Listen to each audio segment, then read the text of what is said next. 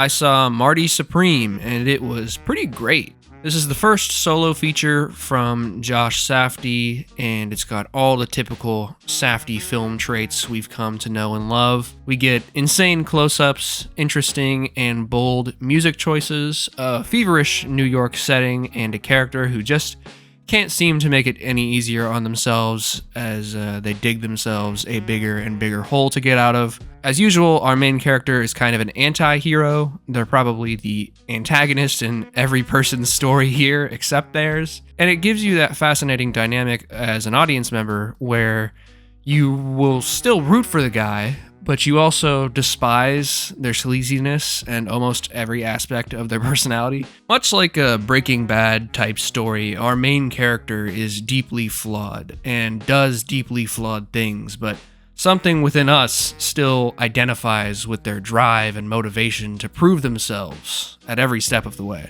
Timothée Chalamet does an excellent job, but I was also pleased to see many people make their first big-time acting debut. Tyler, the Creator, was fun to see, and fucking Kevin O'Leary from Shark Tank was shockingly perfect for his role. They even get the viral homeless guy with the radio voice from like 15 years ago. You remember that video?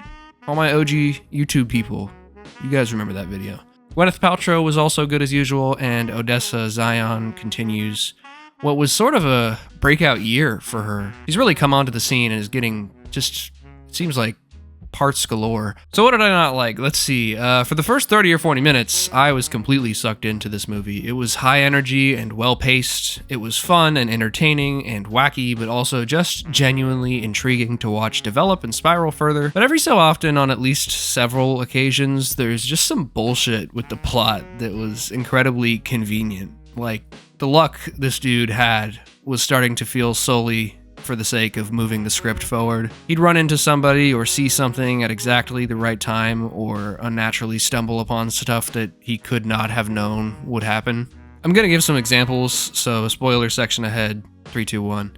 The big one for me, and the most obvious, is how at the end, every single party that could have threatened their lives died in that shootout at the house. Like, how is it that the dog thief, the dog owner, and his henchmen all get shot and die, but Marty is just fine? It doesn't matter. She lives. The baby lives. That's like the whole ending. Also, it's a miracle Marty even came across the dog guy anyways. Like, what are the odds he falls through the fucking ceiling onto another guy who just happens to have a ton of money and is also willing to pay him for a simple task? Also, the crowd in Japan had no reason to believe he actually threw the match when he was trying to convince everyone to let them go again for real this time. Like, that's some shit he would do anyways, and I don't even know if they spoke much English. Again, this doesn't entirely matter for the whole scope of the movie because of the way that it ends, but it took me out of it. I'm not going to do a whole analysis for the film because I got other stuff I need to be working on that I am way, way behind with, but it really makes you